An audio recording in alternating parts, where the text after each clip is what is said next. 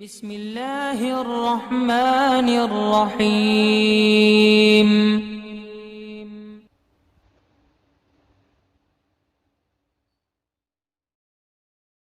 وعلیکم السلام ورحمۃ اللہ۔ مولانا اسی طرح کا کل ایک میسیج میرے پاس آیا تھا اور ان صاحب نے ساتھ میں میری تقریر کی وہ ریکارڈنگ بھی مجھے دی تھی جو غالباً 2 منٹ 26 سیکنڈ کی کچھ تھی۔ کل ان کو میں نے جواب دیا لیکن بعد میں نے ان کی چیٹ ڈیلیٹ کی تو ساتھ میں وہ ریکارڈنگ بھی ڈیلیٹ ہو گئی۔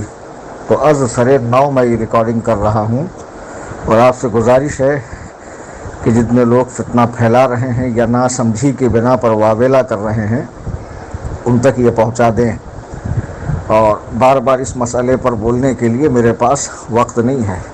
سب سے پہلی بات یہ کہ جو تقریر کا حصہ عام کیا جا رہا ہے اور جس سے یہ تاثر دینے کی کوشش کی جا رہی ہے کہ کلیم حنفی رضوی نے سیدہ کائنات رضی اللہ تعالی عنہا کی توہین کی، گستاخی کی معاذ اللہ رب العالمین، اور پھر اس کے بعد ان کی جسارت بڑھ گئی کہ خارجیت ناسبیت کے فتوے داغنے لگے۔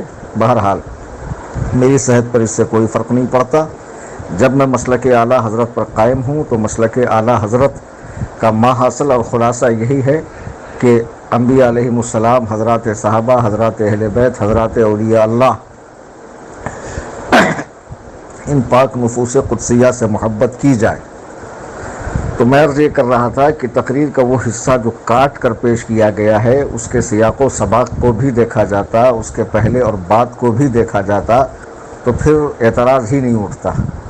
بات دراصل یہ ہے کہ میں نے تقریر کا آغاز یوں کیا کہ آج کل بعض خطبہ جوش خطابت میں، روانی میں اس قدر غلو کر جاتے ہیں کہ ایک روایت تو یہ کہ جب حضرت ملک الموت کو اللہ سبحانہ و تعالیٰ کا حکم ہوا کہ جاؤ فاطمہ زہرا کی روح نکال لو، تو سیدہ کی روح نکالنے سے انہوں نے انکار کیا۔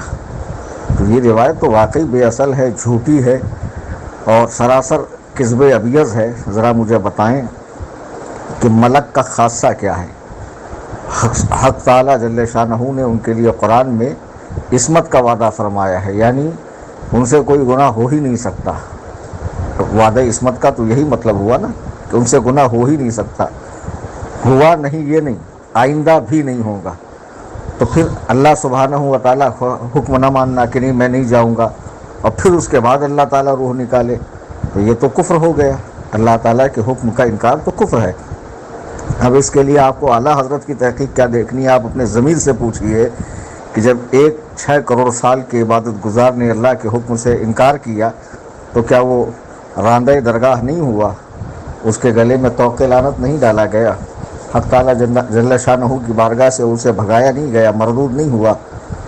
تو پھر حضرت ملک الموت اللہ تعالیٰ کے حکم کا انکار کیسے کر سکتے ہیں؟ تو میں نے اس دعوے کو جھوٹا کہا ہے۔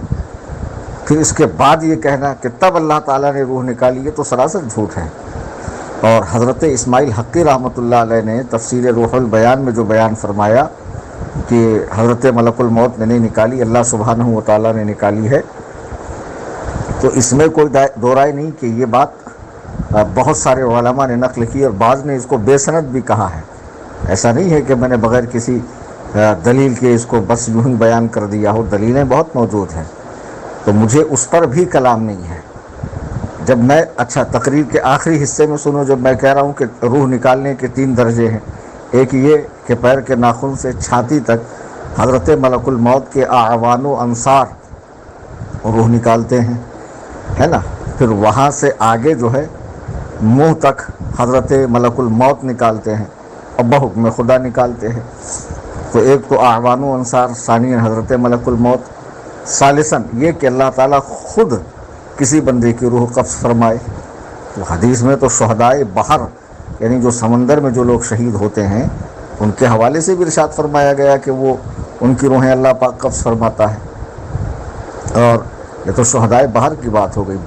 اس امت کے بہت سے اولیاء ایسے ہیں کہ جن کی روح اللہ تعالیٰ نے خود قبض فرمائی ہے۔ اس بارے میں کثرت سے واقعات اور روایات اور حکایات موجود ہے۔ تو پھر حضرت زہرا کا مقام تو بہت بلند و بالا ہے، وہ تو تمام عورتوں کی، جنتی عورتوں کی سردار کہلائی، رسول اللہ صلی اللہ علیہ وسلم کی لخت جگر ہے، عزیز ترین بیٹی ہے، کہ جن کو سرکار نے اپنے گوشت کا ٹکڑا فرمایا، سبحان اللہ۔ تو یہ میں کیسے انکار کر دوں گا کہ ان کی روح اللہ نے قبض نہیں فرمائی؟ اصل میں انکار اس روایت کا ہے جس میں حضرت ملک الموت کی طرف جو ہے نا حکم خدا کے انکار کی نسبت ہو رہی ہے۔ بات دراصل یہ پوری تقریر ان سے کہیے کہ نکال کر سنیں، آگے پیچھے ایسے بیچ میں سننے سے تھوڑی کام چلے گا۔ جب اس تک جو کلپ عام کی جا رہی اس میں خود ہے کہ ایک درجہ یہ ہے کہ اللہ تعالیٰ خود نکالے، جب اللہ تعالیٰ خود نکال رہا ہے روح کئی بندوں کی، تو حضرت خاتون جنت کی کیوں نہیں نکالے گا؟ کہ جب حضرت خاتون جنت نے بارگاہ خداوند قدوس و جبروت میں عرض کی کہ مولا تعالیٰ کہ مجھے یہ شرف حاصل ہو، تو چونکہ وہ بہت دنیا جانتی ہے، تاریخ کی کتابیں بھری پڑی ہے، احادیث بھری پڑی ہے کہ وہ کس قدر جو ہے عفت معاب تھی، پاک دامن تھی، اور کس قدر با حجاب عورت تھی کہ روئے زمین پر اتنی با حجاب عورت اور ایسی سخت پابند شرع عورت تو گزری نہیں کہ جو اس قدر پابند شرع ہو۔ تو جب انہوں نے حق تعالیٰ جل شانہ کی بارگاہ میں دعا کی تو مولا تعالیٰ ان کی دعا کیوں نامنظور فرمائے گا؟ کہ جب ان کی اولادوں کی دعائیں امت کے حق میں قبول ہوتی ہے تو وہ تو بہرحال ان کی ماں ہے۔ تو یہ بولنے والے بولتے رہیں، میری صحت پر کوئی فرق نہیں پڑتا۔ ثم الحمدللہ، میں جملہ اہل بیت اطہار کا غلام ہوں، چاہنے والا ہوں، اور آج بھی جو سادات کرام شریعت مطہرہ پر قائم ہے میں ان کی جوتیاں اٹھانا سعادت مندی سمجھتا ہوں، اور جو اہل تشیع کے نرغے میں آ گئے، یا شیعت کی بولی بول رہے ہیں، یا وہابیت کی بولی بول رہے ہیں، یا دیوبندیت کی بولی بول رہے ہیں، ایسے لوگوں سے میرا کوئی علاقہ نہیں، نہ میں ان کو خاطر میں لاتا ہوں، نہ پھر ان کے رد کو میں پسو پیش کرتا ہوں کہ رد کروں یا نہ کروں، بلا جھجک میں ان کا رد کرتا ہوں۔ اور شاید اسی بنا پر لوگ مخالفت کرتے ہیں اور مطلق کہہ دیتے ہیں کہ گستاخ اہل بیت، ان کو سوچ سمجھ کر یہ بات کرنی چاہیے۔